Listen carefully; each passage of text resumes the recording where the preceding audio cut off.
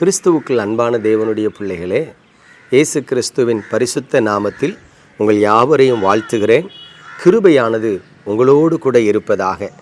ஆசீர்வதிக்கப்பட்ட இந்த நல்ல நாளிலும் நம்முடைய தியானத்திற்கு ஆதாரமாக ஆமோஸ் தீர்க்கதரிசன புஸ்தகம் 5ஆம் அதிகாரம் 6ஆம் வசனத்தை பாருங்கள். கர்த்தரை தேடுங்கள், அப்பொழுது பிழைப்பீர்கள். பிரியமானவர்களே, இங்கே தேவனுடைய வசனம் சொல்லுகிறது, கர்த்தரை தேடுங்கள். ஒருவேளை கிறிஸ்தவர்களாகிய நாம் யோசிக்கலாம், ஐயா, நான் ஆண்டவரை தானே தேடிக்கொண்டிருக்கிறேன், ஆலயத்திற்கு வருகிறேனே, ஜெபிக்கிறேனே, வேதத்தை வாசிக்கிறேனே, அநேக தேவ செய்திகளை கேட்கிறேனே, என்னை பார்த்து கர்த்தரை தேடுங்கள் என்று சொல்லுகிறீர்களே என்பதாக உங்களுக்குள்ள ஒரு கேள்வி எழும்பலாம். பிரியமானவர்களே, இங்கே வேதத்தை நீங்கள் கொஞ்சம் ஆராய்ந்து பார்ப்பீர்கள் என்று சொன்னால், கர்த்தரை தேடுங்கள் என்று சொல்லுவதற்கு சில அர்த்தங்கள் அங்கே கொடுக்கப்பட்டிருக்கிறது. அதாவது கர்த்தரை நாம் எப்படி தேட வேண்டும். கடந்த நாட்களிலே ஒரு நல்ல பாரம்பரிய சபையில் இருக்கிற விசுவாசிகள் பலர் சொன்னார்கள், எங்கள் சபையில் ஒரு துதி ஆராதனை நடத்தினால் நன்றாக இருக்கும். உடனடியாக சபையின் குருவானவரிடத்தில் சென்று அவர்கள் பேசுகிறார்கள், ஐயா, எல்லா சபைகளிலும் மாதத்தில் ஒரு நாள் துதி ஆராதனை இருக்கிறது, நம்முடைய சபையில் துதி ஆராதனையே இல்லை, அந்த ஆர்டர் ஆஃப் சர்வீஸ் மாத்திரம் இருக்கிறது. ஆகவே நமது சபையிலும் ஏதாகிலும் ஒரு வாரம் ஃப்ரீ சர்வீஸ், அதாவது துதி ஆராதனை நடத்தினால் நன்றாக இருக்குமே என்று சொல்லி கேட்டார். அப்பொழுது அந்த குருவானவரும் அந்த ஆலய கமிட்டியில் இருக்கிறவர்களும் சொல்லுகிறாங்க, மெயின் சர்வீஸில் அதை மாற்றவே முடியாது, வேணா வேறு ஏதாவது ஒரு சர்வீஸில் நம்ம என்ன பண்ணிக்கலாம், அதை மாற்றிக்கொள்ளலாம் என்று சொல்லுகிறார். கவனித்து பாருங்கள். அதாவது பாரம்பரியமாக ஒரு ஆராதனை இருக்கிறது. அந்த பாரம்பரிய ஆராதனையில் தேவ செய்திக்கு முக்கியமாக 15 நிமிடங்கள் மட்டுமே கொடுக்கப்படுகிறது. 15 நிமிடங்கள் தாண்டி செய்தி கொடுத்தால் சில ஜனங்களுக்கு பிடிப்பதே இல்லை. ஆனால் இந்த நாட்களில் கர்த்தருக்குள் வளர்ந்தவர்கள், எங்களுக்கு தேவனுடைய வார்த்தை ஒரு அரை மணி நேரம் அல்லது ஒரு 3/4 மணி நேரம் கொடுத்தால் நன்றாக இருக்குமே என்று எதிர்பார்க்கிறார்கள். ஒரு கூட்ட ஜனங்கள் தேவ சமூகத்தில் கூட ஒரு அரை மணி நேரம் இருந்து கர்த்தரை ஆராதிக்க பிரியப்படுகிறார்கள்.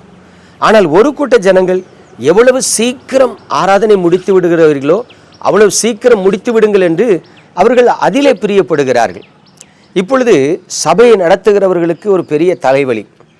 ஒருத்தர் கூட கொஞ்சம் நேரம் ஆராதனை நடத்துங்கன்னு சொல்கிறாங்க, ஒருத்தர் சீக்கிரமாக முடிச்சிருங்கன்னு சொல்கிறாங்க. இப்போ யாருக்கு செவி கொடுப்பது அப்படின்னு சொல்லி குழப்பங்கள் வருகிறது, உண்மைதான். ஆனால் வேதம் என்ன சொல்லுகிறது? வேதம் என்ன சொல்லுகிறது என்று சொன்னால், தேவ சமூகத்தில் அமர்ந்திருக்கிறது ஒரு பாக்கியம், தேவ சமூகத்திலே அமர்ந்திருக்கிறது ஒரு ஆசீர்வாதம், தேவ சமூகத்திலே அமர்ந்திருக்கிறது தடைகளை நீக்கி போடும், தேவ சமூகத்திலே அமர்ந்து அவருக்கு காத்திருக்கிறது நமது வாழ்க்கையிலே நன்மைகளை கிருபைகளை பெருக பண்ணும். அப்படி இருக்கும் பொழுது விசுவாசிகளுக்கு பிரயோஜனமான காரியத்தை செய்வது நல்லது, அது அவசியமானது. ஆனால் பாருங்கள், பெரும்பாலான சபைகளிலே அந்த பாரம்பரியத்தை விட்டு கொடுக்கவே மாட்டார்கள். அதாவது பாரம்பரிய சபையில் மட்டுமல்ல, ஆவிக்குரிய சபையும் எடுத்துக்கொள்ளுங்களேன். ஆவிக்குரிய சபையிலும் கர்த்தரை தேடுகிறார்களா என்பதை கவனித்து பார்த்தால் நாம் ஆம் என்று சொல்லவே மாட்டேன். ஏனென்று சொன்னால் அவங்கேயும் ஒரு பாரம்பரியம் இருக்கிறது, நகையை கலச்ச வேண்டும். வேதத்தில் நகையை கலத்த சொல்லி இருக்கிறதா என்றால் இல்லை. யாரோ ஒருவர் சொன்ன ஒரு காரியம், நகையை கலத்துவது தான் ஆவிக்குரிய வாழ்க்கைக்கு அடையாளம் என்று. உடனே இப்படிப்பட்ட சில பாரம்பரியங்களுக்குள்ளே சிக்கி கொண்டிருக்கிறதை பார்க்க முடிகிறது. ஆனால் இங்கே வேதம் என்ன சொல்லுகிறது? கர்த்தரை தேடுங்கள். அப்படியானால் கர்த்தரை நாம் எப்படி தேட வேண்டும்? ஒன்று, வேதம் சொல்லுகிறது, உங்கள் குற்றத்தை உணர்ந்து கர்த்தரை தேடுங்கள். அதாவது தேவனை ஆராதிக்க வருகிற ஜனங்கள் பாவமற்றவர்களாக, பரிசுத்தமுள்ளவர்களாக, ஆண்டவருக்கு கீழ்ப்படுகிறவர்களாக, அவருடைய கற்பனைகளை கை கொள்ளுகிறவர்களாக இருக்க வேண்டும். முதலாவது கர்த்தரை தேடுகிறவர்களிடத்தில் என்ன காணப்பட வேண்டும்? பாவ மன்னிப்பு நிச்சயம் காணப்பட வேண்டும். ஆகவே தான் தேவனுடைய வசனம் சொல்லுகிறது, உங்கள் குற்றத்தை உணர்ந்து நீங்கள் கர்த்தரை தேடுங்கள். பொய் சொல்லுகிறியா? படம் பார்க்குறியா? நிர்விசாரமாக இருக்கிறியா? சோம்பேறித்தனமாக இருக்கிறியா? பிறனிடத்தில் அன்பு செலுத்தாமல் இருக்கிறாயா? உன்னிடத்தில் இருக்கிற பாவம் என்ன, உன்னிடத்தில் இருக்கிற குற்றத்தை உணர்ந்து மனம் திரும்பி நீ கர்த்தரை தேடு என்று வேதம் சொல்லுகிறது. இரண்டாவது, வேதம் நமக்கு சொல்லுகிற ஒரு ஆலோசனை என்னவென்று சொன்னால், கர்த்தரை தேடுகிறவர்களுக்குள்ளே தாழ்மை இருக்க வேண்டும், மனத்தாழ்மை இருக்க வேண்டும். பாருங்கள், லூக்கா 18ஆம் அதிகாரத்தில் ஒரு பரிசேயன் தேவாலயத்துக்கு வருகிறான். அங்கே இருக்கிற ஒரு ஆயக்காரனை பார்த்து அவன் தேவ சமூகத்தில் ஜெபிக்கிறான். ஆண்டவரே, நான் அந்த ஆயக்காரனை போல் இராதபடியினால் உம்மை ஸ்தோத்தரிக்கிறேன் என்று சொல்லுகிறான். ஆயக்காரனுக்கு விட தன்னை மேன்மையாக நினைக்கிறான். இது மனமேட்டிமையை குறிக்கிறது, பெருமையை குறிக்கிறது. ஆகவே தேவன் அந்த பரிசேயனை புறம்பே தள்ளிவிட்டார் என்று பார்க்கிறோம். அப்படியானால் கர்த்தரை தேடுகிற தேவ பிள்ளைகள் மனத்தாழ்மையுள்ளவர்களாயிருந்து கர்த்தரை தேட வேண்டும் என்பது வேதம் நமக்கு போதிக்கிற சத்தியம். மூன்றாவது, தேவனுடைய வசனம் சொல்லுகிறது, அன்பில்லாதவன் தேவனை அறியான், தேவன் அன்பாகவே இருக்கிறார்.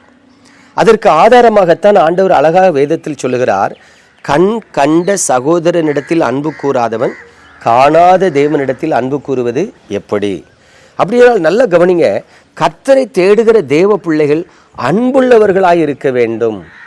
சக மனிதர்களை, சக விசுவாசிகளை நேசிக்கிறவர்களாக இருக்க வேண்டும். வேதத்தில் ஆண்டவர் சொல்றாரு, ஒரு மனிதன் தேவையோடு இருக்கிறான், உன்னிடத்தில் வந்து ஒரு உதவி கேட்கிறான். நீ உதவி கேட்கிற அவனுக்கு உதவி செய்யக்கூடிய நிலையில் இருக்கிறாய். இப்பொழுது உன்னிடத்தில் உதவி கேட்கிறவனுக்கு நீ உதவி செய்யாமல் நீ போய் நாளைக்கு வா என்று சொல்லுவதோ, இல்லை நீ போய் சமாதானத்தோடு இரு என்று அவனை வெறுமையாய் அனுப்பி விடுவதோ, அது தேவ பக்திக்கும் அடையாளம் அல்ல, அது தேவனுக்கு பயப்படுவதற்கும் அடையாளம் அல்ல. நீ இருதய கடினம் உள்ளவன் என்று வேதம் சொல்லுகிறது. அப்படியானால் தேவனுடைய பிள்ளைகளே, இன்றைக்கு கர்த்தரை தேடுகிற தேவ பிள்ளைகள் இப்படிப்பட்ட ஒரு அன்புள்ளவர்களாக, எப்படி இயேசு கிறிஸ்து அன்புள்ளவராக இருந்தாரோ அதே போல நாமும் அன்புள்ளவர்களாக இருக்க வேண்டும் என்று வேதம் நமக்கு போதிக்கிறது. பிரியமானவர்களே, இன்றைக்கு உங்கள் வாழ்க்கையை நீங்கள் ஆராய்ந்து பாருங்கள். பரிசுத்த அலங்காரத்தோடு நீங்கள் கர்த்தரை தொழுது கொள்ளுகிறீர்களா? மனத்தாழ்மையோடு கர்த்தரை தேடுகிறீர்களா? அன்புள்ளவர்களாய் வாழ்ந்து கர்த்தரை சேவிக்கிறீர்களா என்பதை கவனித்து பாருங்கள். அதுவே கர்த்தரை தேடுவதற்கு உண்மையான அடையாளமாக இருக்கிறது. நாம் ஜெபிப்போமா? எங்கள் அன்பின் பரலோக தகப்பனே, பரிசுத்தமான இந்த காலை வேளைக்காக உமக்கு ஸ்தோத்திரம். உமது கிருபையுள்ள கரத்தில் உமது பிள்ளைகளை தருகிறேன். ஆண்டவரே, கர்த்தரை தேடுகிறவர்களாக, உணர்வுள்ளவர்களாக, உண்மையுள்ளவர்களாக நீர் உமது பிள்ளைகளை மாற்றி உங்கள் நாமத்தை மகிமைப்படுத்துங்க. இயேசு கிறிஸ்துவின் அன்பின் நாமத்தில் ஜெபிக்கிறேன் நல்ல பிதாவே, ஆமென்.